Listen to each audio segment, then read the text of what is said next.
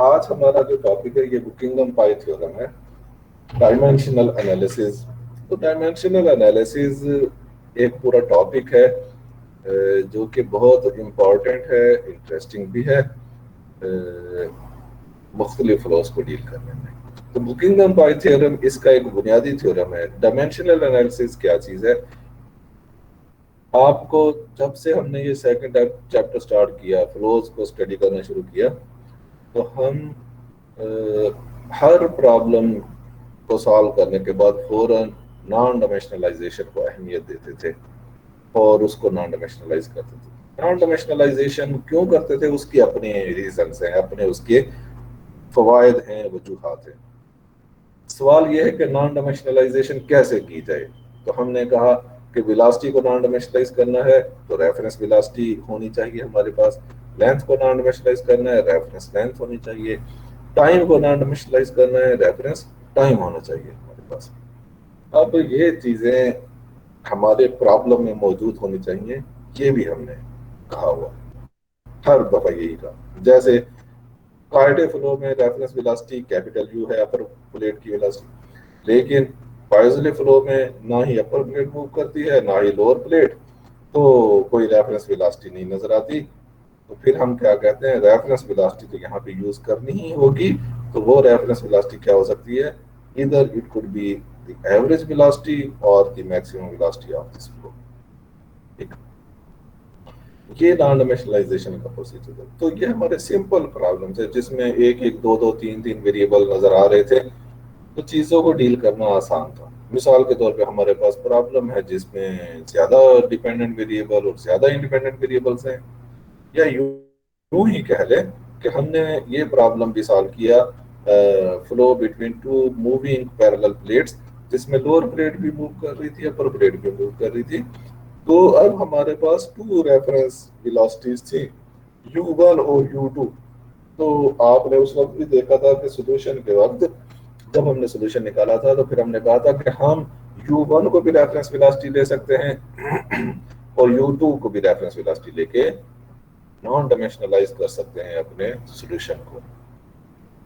अच्छा, तो अब इस तरह की सिचुएशन जब दो रेफरेंस वेलोसिटीज मौजूद हैं, या दो से ज्यादा भी मौजूद हो सकती हैं, या दो से ज्यादा रेफरेंस लेंथ्स भी मौजूद हो सकती हैं, तो देयर एग्जिस्ट सिचुएशंस कि हम इनके कॉम्बिनेशंस यूज कर सकते हैं। हम कहते हैं u1 को मिसाल के तौर पर हम कहते हैं तीन रेफरेंस वेलोसिटीज है, u1 u2 u3 हमारे पास मौजूद है। क्यों? किसी वजह से। अच्छा, वैसे इन केसेस में जो u1 u2 वाला प्रॉब्लम था, इसमें एवरेज वेलोसिटी भी मौजूद है, मैक्सिमम वेलोसिटी भी मौजूद है, तो वो भी रेफरेंस वेलोसिटीज यूज हो सकती है। तो इसी तरह डिफरेंट लेंथ्स मौजूद हो हमारे पास। टू डायमेंशन प्रॉब्लम है, एक्स की डायरेक्शन में भी लेंथ हो, वाई की डायरेक्शन में भी लेंथ हो। अब हमारे पास सवाल ये उठता है कि किस तरह से हम नॉन डायमेंशनलाइजेशन कर सकते हैं और कितनी चॉइसेस हो सकती हैं, किस तरह के वेरिएबल्स बनेंगे। सिंपल प्रॉब्लम्स में तो इतनी वेरिएशन ही नहीं होती, तो इतना मसला ही नहीं होता। हाँ, बड़े प्रॉब्लम्स में ये इशू होता है। तो फिर डायमेंशनल एनालिसिस सिस्टमेटिकली हमें बताता है कि हम आपको पता है कि नॉन डायमेंशनलाइज करने से नंबर ऑफ वेरिएबल्स रिड्यूस हो जाते हैं। तो ये बताता है कि कितने वेरिएबल्स आपके रिड्यूस हो जाएंगे एट द मोस्ट, और फिर उससे ज्यादा फिर आप नहीं रिड्यूस कर सकते जो मर्जी कॉम्बिनेशन दे दें। और उसके अलावा फिर ये उसी उन्हीं सिनारियों में ये भी बताता है कि आप कौन सा वेरिएबल किस तरह कंस्ट्रक्ट करेंगे। फिर उन न्यू वेरिएबल जो बनेंगे, मिसाल के तौर पे आपके पास 10 वेरिएबल हैं, वो पांच अब ये कहता है कि रिड्यूस हो सकते हैं, तो नए पांच जो बनने वो कैसे बनने, ये उनकी फॉर्मेशन भी। तो हम एग्जांपल भी करेंगे जो हमने प्रॉब्लम किया होगा, जो आप देखेंगे उससे इस थ्योरम से भी वही सिमिलरिटी ट्रांसफॉर्मेशंस बन जाएंगी जो स्टोक्स फर्स्ट प्रॉब्लम की थी, उसको हम एग्जांपल के तौर पे करेंगे यहाँ पे। तो यहाँ पे इसका प्रूफ नहीं है, प्रूफ थोड़ा इसका मुश्किल है, आपके लेवल से ऊपर है। तो इसका यूज हमने बताना है। ये यहाँ पे क्यों डाला गया? सो दैट के स्टूडेंट्स को पता हो डायमेंशनल एनालिसिस जो नॉन डायमेंशनलाइजेशन करते हैं, बस वो ऐसे ख्याली या अपनी ही सेल्फ जो है ना ऑब्जर्वेशन पे नहीं है, इसके लिए एक पूरी सिस्टमेटिक चीज़ है और इसकी अहमियत है। और इसकी यहाँ पे अहमियत ये भी अब नजर आ गई कि it simplifies the problem, number of variables को रिड्यूस। तो इसमें इस और ताकि स्टूडेंट्स को पता चले कि ये ऐसे ही नहीं है, इसके पीछे क्या है, वो किंगडम पाई थ्योरम काम करता है और आप किसी भी अपने प्रॉब्लम पे ये अप्लाई कर सकते हैं। हम तो करते थे ना सोल्यूशन निकाल के, आप सोल्यूशन निकालने से पहले भी कर सकते हैं, क्योंकि जब आपको पता हो इंडिपेंडेंट वेरिएबल ये हैं, डिपेंडेंट वेरिएबल ये हैं, या क्वांटिटीज जो इन्वॉल्व है इसमें, तो उनकी बुनियाद पे जैसे विस्कोसिटी वगैरह है, ये भी जो है वो शामिल हो जाती हैं बात क्वांटिटीज के तौर पर। तो यानी जो भी हमारे पास ये वेरिएबल्स, पैरामीटर्स या डिपेंडेंट वेरिएबल्स हैं, उनको सामने रख के हम पहले ही तयन कर सकते हैं कि इसमें कितने वेरिएबल्स हम रिड्यूस कर सकते हैं सॉल्व करने से पहले ही, और नए वेरिएबल्स कैसे बनेंगे। यानी हम प्रॉब्लम को सॉल्व करने के बाद भी नॉन डायमेंशनलाइज कर सकते हैं और सॉल्व करने से पहले भी कर सकते हैं। तो सिंपल प्रॉब्लम्स में तो इशू नहीं है, लेकिन जो मुश्किल प्रॉब्लम होते हैं कॉम्प्लिकेटेड, उसमें बेहतर होता है कि सॉल्व करने से पहले ही नॉन डायमेंशनलाइज कर लिया जाए ताकि हमें सिंप्लीफाइड प्रॉब्लम मिले। तो इसकी अहमियत फिर इस अंदाज में बढ़ जाती है। तो किंगडम पाई थ्योरम की असम्पशंस हैं कुछ, जिनकी बुनियाद पे फिर ये कंक्लूजन्स देता है, यानी वर्किंग बताता है कि कैसे आप वेरिएबल्स को रिड्यूस करेंगे और नए वेरिएबल्स कैसे बनेंगे। तो ये असम्पशंस हैं बिहाइंड डायमेंशनल एनालिसिस। तो पहली असम्पशन है कि हमारा कोई भी प्रॉब्लम हो तो उसमें जाहिर बात है कोई डिपेंडेंट क्वांटिटीज होंगी और कोई इंडिपेंडेंट क्वांटिटीज। तो डिपेंडेंट क्वांटिटी को हम इंडिपेंडेंट क्वांटिटीज के फंक्शन की सूरत में लिख सकते हैं, जैसे हम वेलोसिटी को लिख सकते हैं फंक्शन ऑफ स्पेस वेरिएबल्स और टाइम वगैरह। तो इस तरह यानी हमारे पास कोई भी प्रॉब्लम है, उसमें लाजमी फिजिकल प्रॉब्लम है तो उसमें कोई ना कोई डिपेंडेंट क्वांटिटीज होंगी और कुछ इंडिपेंडेंट। तो डिपेंडेंट क्वांटिटीज को as a function of independent quantities लिख सकते हैं। तो हम ये कहते हैं ये dependent quantity and measurable quantities पे डिपेंड कर रही है, W1 W2 W। अब ये U डिपेंडेंट और ये इंडिपेंडेंट क्वांटिटीज को मिला के हमारे पास जो ये सेट बनता है, ये सब फिजिकल क्वांटिटीज हैं, तो ये किसी फंडामेंटल डायमेंशंस में लिखी जा सकती होंगी। तो वो फंडामेंटल डायमेंशंस हम कहते हैं सपोज m है, तो these quantities involve m fundamental dimensions labelled by L1 L2 up to Lm। For example जैसा हमारा मैकेनिकल प्रॉब्लम हम जिसने डील किए, तो इनमें 3 फंडामेंटल डायमेंशंस थी, लेंथ, मास और टाइम। तो हम उसको LMT कहते थे वहां पे। अब जब हम इस तरह जनरलाइज कर रहे हो तो L1 L2 L3 भी कह सकते हैं।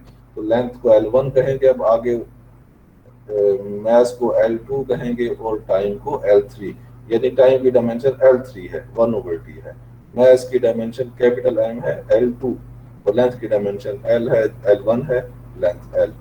तो L1 L2, तो in general M fundamental quantities पे डिपेंड कर सकता है सिस्टम। किसी भी क्वांटिटी की डायमेंशन को इस तरह रिप्रेजेंट करेंगे, यानी कोई क्वांटिटी है, इनमें से कोई भी ले लें, उसको कहते हैं z है वो, तो z की डायमेंशन जो होगी इन तमाम फंडामेंटल डायमेंशंस के प्रोडक्ट की फॉर्म में लिखा होगा with their exponents, corresponding exponents alpha 1 alpha 2 alpha 3। जैसा कि वेलोसिटी है ना, वेलोसिटी की डायमेंशन है L और T। तो इस सिस्टम में L1 L2 L3 में देखें तो उसकी डायमेंशन बनती है L1 into L1 power 1 into L2 power 0 into L3 power -1। तो L1 की पावर 1, L2 की पावर 0 ये खत्म हो जाएगा और L3 की पावर -1 के नीचे आ जाएगा L1 ओवर L3, यानी लेंथ ओवर टाइम। तो हम हर क्वांटिटी की डायमेंशंस को इस तरह से लिख सकते हैं as a product of this, और ये इनके एक्सपोनेंट पॉजिटिव या नेगेटिव कुछ भी हो सकता है रियल नंबर्स है। तो इस बुनियाद पे इस हर क्वांटिटी के करस्पॉन्डिंग, ये जो हमारा सिस्टम है डिपेंडेंट और इंडिपेंडेंट क्वांटिटीज है, हर क्वांटिटी के करस्पॉन्डिंग हम एक, जब उनको लिखेंगे उनके डायमेंशंस में, तो हर क्वांटिटी के करस्पॉन्डिंग एक हमें डायमेंशन वेक्टर मिलेगा इन एक्सपोनेंट्स को इस तरह लिखने से। अब z का जो डायमेंशन वेक्टर है वो अल्फा है, alpha 1 alpha 2 up to alpha n। अब ये जितनी क्वांटिटीज होंगी उतने ही हमें डायमेंशन वेक्टर्स मिल सकते हैं। A quantity is said to be dimensionless if and only if dimension of that z equal to 0 के सारी डायमेंशन एक्सपोनेंट्स जो है वो 0 हो जाए। For example, in terms of mechanical fundamental dimensions, the dimension vector of energy E is energy की dimension है m l square t minus 2। अब m हमारे पास जो है L2 है, ये L लेंथ जो है L1 है, L1 स्क्वायर m L2 और ये जो है L3 से डिनोट किया, L3 पावर माइनस 2। तो ये इसकी डायमेंशन डायमेंशनल फॉर्म में लिखा हुआ, हमने इसकी डायमेंशंस लिखे हैं। इसके डायमेंशन एक्सपोनेंट्स हैं 2 1 माइनस 2, 2 1 माइनस 2 मिला के इसका डायमेंशन वेक्टर बन गया अल्फा ऑफ ई, एनर्जी का डायमेंशन वेक्टर इस तरह से। तो इस तरह हमने उन तमाम क्वांटिटीज के डायमेंशन वेक्टर्स हम बना सकते हैं। अब हमारे पास डिपेंडेंट और इंडिपेंडेंट क्वांटिटीज है, उनके करस्पॉन्डिंग हम डायमेंशन वेक्टर की बात करते हैं। तो लेट डब्ल्यू आई हमारे पास इंडिपेंडेंट क्वांटिटीज है ना, 1 से लेके एन तक, W1 W2 Wn। तो बी आई जो है ये डायमेंशन वेक्टर्स है corresponding to W I. W1 का डायमेंशन वेक्टर V1, W2 का डायमेंशन वेक्टर V2 और उसके कंपोनेंट्स क्या हैं, ये जो है B1i B2i up to BMI। तो ये दूसरा इंडेक्स जो है वो ये वाला बता रहा है कि ये कौन से W1 W2 किसका है ना। तो ये B1 B2 up to BM ये वाले बता रहे हैं कि M फंडामेंटल डायमेंशंस थी, ये वाले M फंडामेंटल डायमेंशन है। तो exponent alpha 1 alpha 2 alpha m तक जा रहे हैं ये नंबर। आई बता रहा है कौन सा W1 होगा तो ये 1 हो जाएगा, W2 होगा तो ये 2 हो जाएगा, एंड सो ऑन। तो अब डब्ल्यू आई हमारे पास n है, फंडामेंटल डायमेंशंस n है। अब इन तमाम कॉलम वेक्टर्स को मिला के अगर हम मैट्रिक्स बनाएं तो इसके कॉलम्स कितने बनेंगे, n, क्योंकि n क्वांटिटीज हैं, और इसकी रोज कितने बनेंगी, m, क्योंकि m फंडामेंटल डायमेंशंस हैं। तो इस अंदाज में ये जो कैपिटल P है, it denotes the dimension matrix of the independent quantities of our system। तो ये जो हमारा सिस्टम हो, यानी हमने हर करस्पॉन्ड हमारा जो भी हम सिस्टम कंसीडर करेंगे उसके करस्पॉन्डिंग हम एक डायमेंशन मैट्रिक्स बिल्ड कर सकते हैं, जिसमें पहला डायमेंशन वेक्टर है W1 का, दूसरा W2 का, अप टू Wn तक। अब आगे बढ़े। For any set of fundamental dimensions, one can choose a system of units for measuring the value of any quantity z। A change from one system of units to another involves positive scaling of each quantity। तो ये तो बात आप हमेशा से पढ़ते आए हैं कि हम फंडामेंटल डायमेंशंस हमारी जब हमने चूज कर ली तो हम डिफरेंट यूनिट्स यूज कर सकते हैं मेजर करने के लिए। जैसे जो है ना टेम्परेचर मेजर करने के लिए डिफरेंट यूनिट्स हैं, इसी तरह अदर क्वांटिटीज के लिए। तो हम जब डिफरेंट यूनिट्स को एक सिस्टम में ट्रांसफॉर्म करते हैं तो हमारे पास उन जो क्वांटिटी होती है उसके साथ पॉजिटिव स्केलिंग हो जाती है, कोई चीज मल्टीप्लाई हो जाती है, बस और कुछ नहीं होता। तो यानी ये क्या है, assumptions है बुकिंगम बाय थ्योरम की, जो कि रियलिटी पे बेस्ड है। तो ये एक रियलिटी है, ये ठीक है कि ये बात इसी तरह ही है कि जब हम यूनिट्स चेंज करते हैं तो क्वांटिटी रीस्केल हो जाती है। अब है conclusions. Formula 204 can be expressed in terms of dimensionless quantities. ये जो हमने सबसे पहले स्टेटमेंट लिखी कि कोई भी कीमत जो भी हमारा सिस्टम है वो इस तरह के फॉर्म में लिखा जा सकता है। तो ये डायमेंशनल फॉर्म है, हम इसको डायमेंशनलेस फॉर्म में भी लिख सकते हैं। अब बात है कि number of variables. The number of dimensionless quantities is k equal to n minus r of p। तो k क्वांटिटी यानी number of dimensionless quantities k होंगे which is equal to n minus r of b। r of b denote करता है rank of b। तो ये जो हमने b बनाया इसका अगर हम रैंक निकाल लें जो कि रिड्यूस्ड एचेलॉन फॉर्म में नंबर ऑफ नॉन जीरो रोज की तादाद होती है, तो वो टोटल नंबर ऑफ जो है ना वेरिएबल या क्वांटिटीज में से वो माइनस कर दें, इसका रैंक हम भी जितना होगा उसको टोटल n में से माइनस कर दें, तो बाकी जो बचेगा k वो हमारे नंबर ऑफ न्यू वेरिएबल्स होंगे। Precisely k of these dimensionless quantities depend on the measurable quantities these। तो इसका मतलब है अब जो डायमेंशनलेस नई क्वांटिटीज होंगी के वो इन पे मुनहसर होंगी, इनकी वजह से बनेगी। अब वो बनानी कैसे है उसके बारे में भी बात करते हैं। Let X I equal to X one X two up to N, और आई साथ लगा इसको डिनोट करने के लिए, और आई है 1 to k। तो अब ये शो कर रहा है नई क्वांटिटीज के लिए, तो this vector corresponds to new quantities. x1 होगा तो ये वेक्टर करस्पॉन्ड करेगा पहली नई क्वांटिटी को, x2 होगा तो दूसरी नई क्वांटिटी को, इसी तरह से होगा। Represent the k linearly independent solutions of the system Px equal to 0। तो इसके हम ये हमारे पास होमोजेनियस सिस्टम है, हम इसके के लीनियरली इंडिपेंडेंट सॉल्यूशंस निकाल लेंगे। Let a is equal to a1 a2 up to am be the dimension vector of U। ये सारी अभी तक जो डायमेंशन मैट्रिक्स बना था ये इंडिपेंडेंट W's की वजह से बना, Q की बात अभी तक नहीं थी। अब U की वजह से जो डायमेंशन मैट्रिक्स बनना है वो ये। हम कहते हैं एक दफा इस सिस्टम को सॉल्व कर लें और इसमें के लीनियरली इंडिपेंडेंट सॉल्यूशंस निकाल लें, और दूसरी बात डायमेंशन फैक्टर ये लिख लें। जी जी,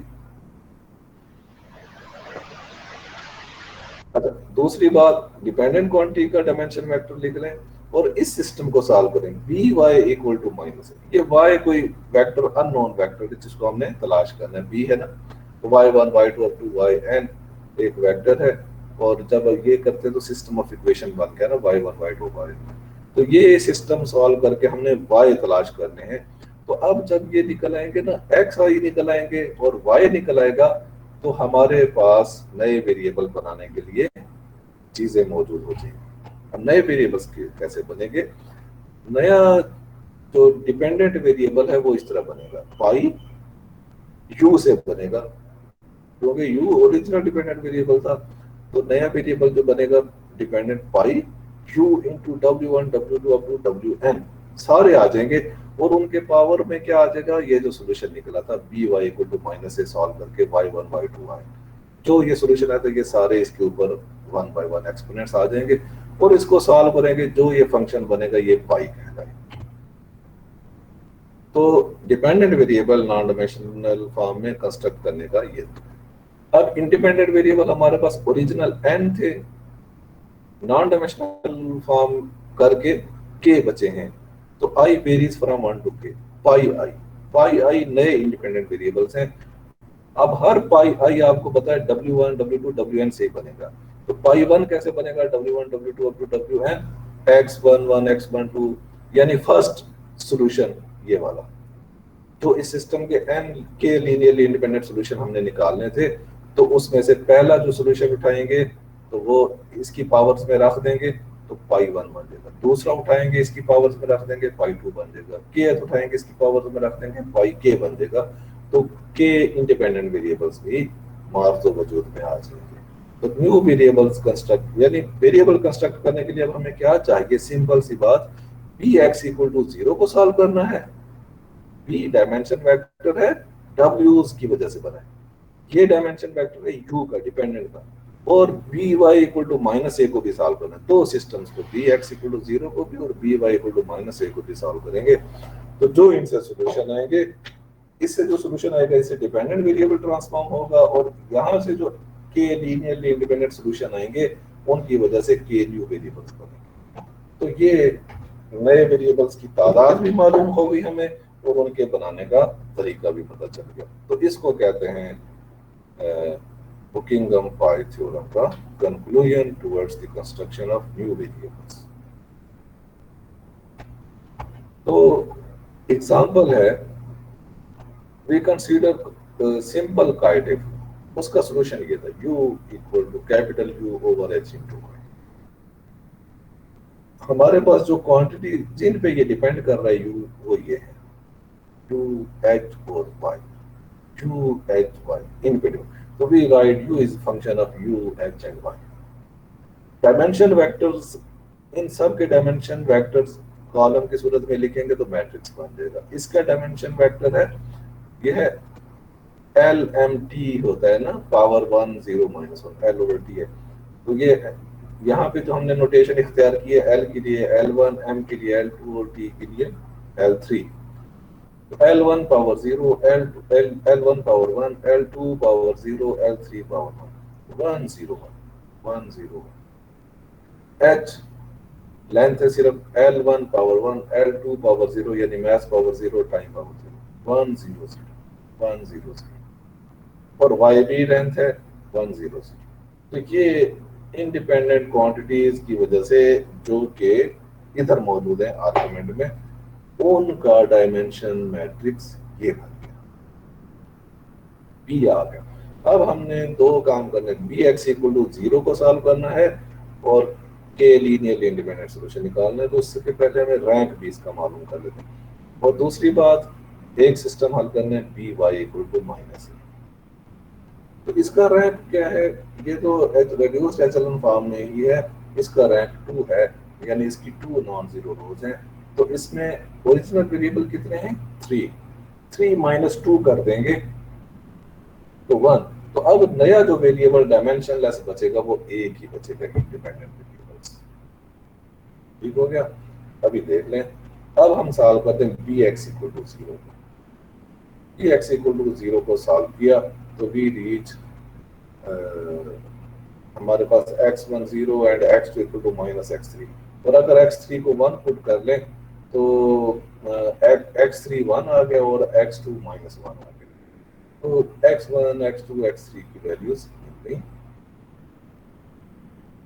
अब इसमें एक ही लीनियरली इंडिपेंडेंट सॉल्यूशन आएगा क्योंकि हमारे पास k भी 1 ही है। तो B X equal to 0 solve कर दिया। अब B A Y equal to minus A solve करना है तो ए पहले बनाना पड़ेगा जो कि यू की डायमेंशंस की वजह से, यू तो वेलोसिटी, इसका डायमेंशन वेक्टर यही होगा 1 0 माइनस 1 0 माइनस 1। तो B Y equal to minus A को रख के सॉल्व करेंगे, हमने मैट्रिक्स रख के सॉल्व किया तो we get y1 equal to minus 1 और y2 इक्वल टू माइनस 3। और अगर हम कहते हैं we choose y3 equal to 0, then y2 equal to also equal to 0. So y1 equal to minus 1, y3 equal to 0, y2 equal to 0. Construction of new variables. Since k equal to 1, therefore pi1 एक ही बनेगा, pi1 equal to w1, w2, w3 power x11, x21, x3। तो वही formulation. तो यहाँ पे w1 u है, w2 h है, w3 y है, तो their power x1, x2, x3 जो कि सोल्यूशन निकला था 0 माइनस 1 1। तो पाई 1 बन गया, जिसको हमने y बार कहा था वहां पे y ओवर h। इसी तरह से पाई बन गया डायमेंशनलेस u जो था, वो उसकी डेफिनेशन ये है u into w1 w2 w3 power y1 y2 y3। तो वो जो निकले हैं y2 y3 0 निकले हैं, u1 की w1 जो है वो कैपिटल u है, उसकी power minus 1। Pi equal to जो नया डिपेंडेंट वेरिएबल है वो, उसको हमने वहां पे u बार कहा था, this is equal to u over capital. तो अब हमारा सिस्टम जो है वो यहाँ उसमें हमने पुट कर दिया सॉल्यूशन में, तो we get u bar equal to y bar, यानी पाई इक्वल टू पाई। तो हमारे पास वही सॉल्यूशन डायमेंशनलेस फॉर्म में आ गया जो हमने सिंपल काइनेटिक फ्लो को सॉल्व करते हुए नॉन डायमेंशनलाइज किया था, विद द फैक्ट दैट कि रेफरेंस वेलोसिटी से वेलोसिटी को नॉन डायमेंशनलाइज कर दें, रेफरेंस लेंथ से लेंथ को नॉन डायमेंशनलाइज कर दें। तो हमने कहा था कि जनाब हमारा सॉल्यूशन निकल ये डायमेंशनलेस हो जाएगा। तो लीजिए ये वही फॉर्म आ गई है। तो this is the conclusion of booking of Python. तो लिहाजा जो हमने, आपको मालूम है कि हम हमेशा नॉन डायमेंशनलाइजेशन पे ध्यान देते रहे हैं। तो उसकी वजह यही थी कि this is an important task. और वहां पे आपने सिर्फ ये रियलाइज मैं कराता रहा कि ये करते रहे, और वहां पे आपके जहन में ये बात आ गई कि आप लोगों ने ये देख लिया क्योंकि नॉन डायमेंशनलाइज तो करना होता है, लेकिन हम कहते हैं अच्छा रेफरेंस भी लास्ट क्वांटिटीज तलाश करके करना होता है। तो वहां पे एक रफ आपके जहन में आइडिया डेवलप हो गया इसका, और यहाँ पे हम इसको देखें फर्निश कर रहे हैं कि भाई ये रफली नहीं है, हम बिल्कुल एक सिस्टमेटिक तरीके से एग्जैक्टली निकाल सकते हैं कि कितने वेरिएबल्स रिड्यूस हो सकते हैं और नए वेरिएबल्स कैसे कंस्ट्रक्ट हो सकते हैं। ये सारे का सारा मैथमेटिकली हम निकाल सकते हैं, इसमें कोई अंदाजा लगाने की, कोई गैस करने की जरूरत नहीं है जी।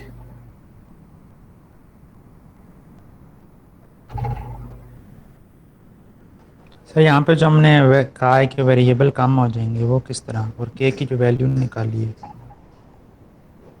अच्छा, वेरिएबल्स का नाम मैंने जो यूज किया है, रफली यूज किया, ये क्वांटिटीज कह रहा है ना। तो यहाँ पे ये क्वांटिटीज जो थी, अभी आपने यू डिटरमिन करना हो तो आपको इन 3 क्वांटिटीज की जरूरत पड़ती है, लेकिन इस फॉर्म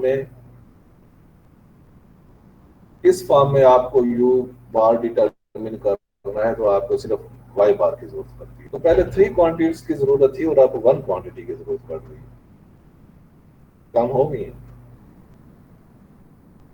जी सर, और सर वो जो ऊपर हमने के फाइंड किया है n-2, के फाइंड किया है N minus rank of B. Dimension matrix का जितना रैंक होगा वो एन में से माइनस कर दें, तो जो के होगा this denotes in number of new variables या पैरामीटर्स, यानी न्यू क्वांटिटीज कहें कि जिनकी फॉर्म में ये फंक्शन लिखा है। और सर n जो है वो ओल्ड वेरिएबल कितने होंगे? ये सारे p वेरिएबल्स नहीं होंगे, ये सारे वेरिएबल्स नहीं होंगे। मैं वेरिएबल्स का लफ्ज रफली यूज किया, और यूं भी कह सकते हैं कि गलत यूज किया।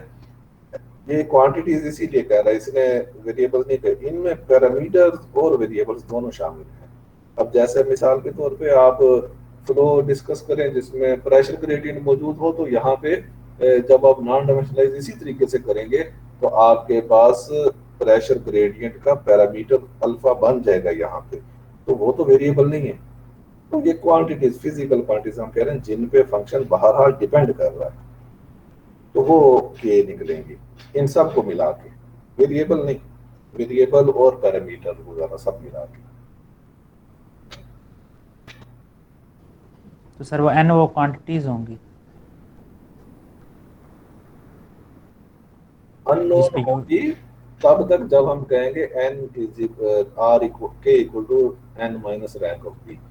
तो वो कौन सी होंगी उनको हम कंस्ट्रक्ट करेंगे with the solution of this, कि B X equal to 0 solve करेंगे, B X equal to 0 solve करेंगे, ये होमोजीनियस है। आपको पता है बी जो है इसको जब हमने किया तो इसमें कुछ जीरो रोज भी आ गए, जिसकी वजह से फ्री वेरिएबल्स आएंगे, जिसकी वजह से लीनियरली इंडिपेंडेंट सॉल्यूशन हमारे पास मिलेंगे के।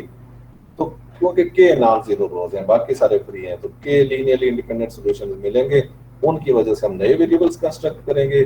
B Y equal to minus A को सॉल्व करेंगे, इसकी वजह से जो वाई वन वाई टू मिलेंगे उससे डिपेंडेंट वेरिएबल को ट्रांसफॉर्म करेंगे न्यू डायमेंशनलेस डिपेंडेंट वेरिएबल में। तो ये कंस्ट्रक्शन है। अननोन अब कोई भी नहीं रहा, जब हमने इसको सॉल्व कर दिया तो फिर अब हमने वेरिएबल्स बना दिए, नए वेरिएबल्स और पैरामीटर्स बना दिए। अब देखें इस एग्जांपल में कोई चीज अननोन नहीं हमारे पास रही, ये हमारे पास ओरिजिनल फंक्शन था और इसको हमने नॉन डायमेंशनलाइज कर लिया। अब हमारे पास कोई भी चीज ऐसी नहीं है जो मख्फी हो। यू बार क्या है इसका हमें पता है, ऊपर वाई बार क्या इसका भी पता है, और वो सारा का सारा सोल्यूशन इसमें ट्रांसफॉर्म हो चुका है, कुछ भी अननोन नहीं रहा।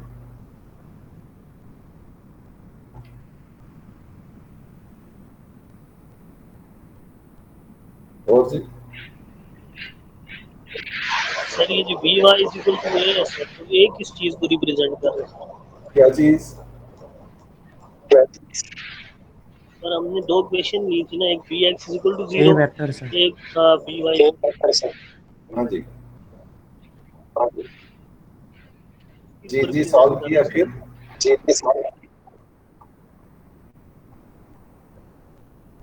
मुझे आपके सवाल की सर। ये समझ जो है सर वो पूछ रहे हैं कि ए वेक्टर जो है वो किस चीज को रिप्रेजेंट कर रहा है? Dimension vector of you. Dimension vector of you है ये। यू जो है डिपेंडेंट क्वांटिटी है, ये वाली यू, इसका डायमेंशन वेक्टर है। इसकी डायमेंशन वेलोसिटी की यही होगी, इसकी डायमेंशन इस तरह लिखा जाएगा। तो इसके डायमेंशन एक्सपोनेंट्स क्या है, 1 0 1। तो ए निकला 1 0, सॉरी 1 0 -1। यहाँ पे जो है ना ये गलती हो गई। ये देखिए t की पावर -1 है, तो यहाँ पे y -1 नहीं लिखा गया है, तो ये -1 है यहाँ पे। इसको देखें LMT यानी लेंथ ओवर टाइम होता है, तो ये -1 है। यहाँ पे ये लिखा 1 0 -1, लेकिन यहाँ पे मिस हो गया। तो ये 1 0 -1 डायमेंशन ऑफ वेलोसिटी है, यानी u जो भी डिपेंडेंट क्वांटिटी होगी, a उसका डायमेंशन वेक्टर है। और सर ये जो हम L1 L2 L3 कह रहे हैं, लेंथ को हमेशा L1 कहेंगे, मास को L2 और टाइम हमेशा नहीं कहेंगे, ये इसने अपनी नोटेशन इख्तियार की। देखें जब इस तरह का जब आप कहते हैं ना m क्वांटिटीज हैं n क्वांटिटीज हैं, तो फिर हम उनके नाम रख के नहीं चल सकते, फिर हम उन्हें 1 2 3 कह देना ज्यादा बेहतर होगा। जी सर। अब जैसे सर कांस्टेंट कहते हैं ना जी, कांस्टेंट c आ गया, ये कह देते हैं। और जब एक से ज्यादा कांस्टेंट होते हैं, फिर हम कहते हैं C1 C2 C3। तो ये इंडेक्स इसलिए लगाया ताकि इनको हैंडल करना आसान हो। जी सर, और assumption 4 का बता दें सर, वो नहीं समझा। क्यों, कौन सी assumption 4? assumption? सर वो जो स्टार्ट में हमने की है assumptions behind the dimensional analysis। जी सर, ये फोर्थ assumption जो है वो। फोर्थ assumption इसमें क्या समझ नहीं आया वैसे, बाय द वे? सर वही क्वांटिटीज का आप कह रहे थे। एक सिंपल सी मिसाल है, जब आप किलोमीटर्स को मीटर्स में कन्वर्ट करेंगे, एक चीज 1 किलोमीटर है, जब मीटर में करेंगे कितने मीटर्स हो जाएगी? 1000। तो साथ उसके कुछ आ गया ना, अब कोई चीज मल्टीप्लाई हो गई ना, पहले 1 था ना, अब कुछ मल्टीप्लाई हो गया। अब 1 मीटर है, इसको किलोमीटर में चीज को कन्वर्ट करेंगे तो 0.01 साथ मल्टीप्लाई कर देंगे। तो यदि यूनिट्स को चेंज करेंगे तो कोई कांस्टेंट मल्टीप्लाई हो जाएगा हमारी क्वांटिटी से, बस और कुछ नहीं होगा। ये कह रहा है, और तो ये तो ऑब्वियस फैक्ट है। तो ये बहरहाल क्योंकि हर फिजिकल सिस्टम की ये प्रॉपर्टी होती है, इसलिए लिखा है इसने। आप ये लाइन पढ़े जरा, इसने कहा है essentially no real problem violates the following assumptions। तो उसने वो मेंशन कर दी, क्योंकि हर फिजिकल सिस्टम इस इन assumptions को रियल सिस्टम इन फैक्ट्स को एडमिट करता है, इसलिए मेंशन कर दी। ये तो सिंपल सी बात है। जी सर, ठीक।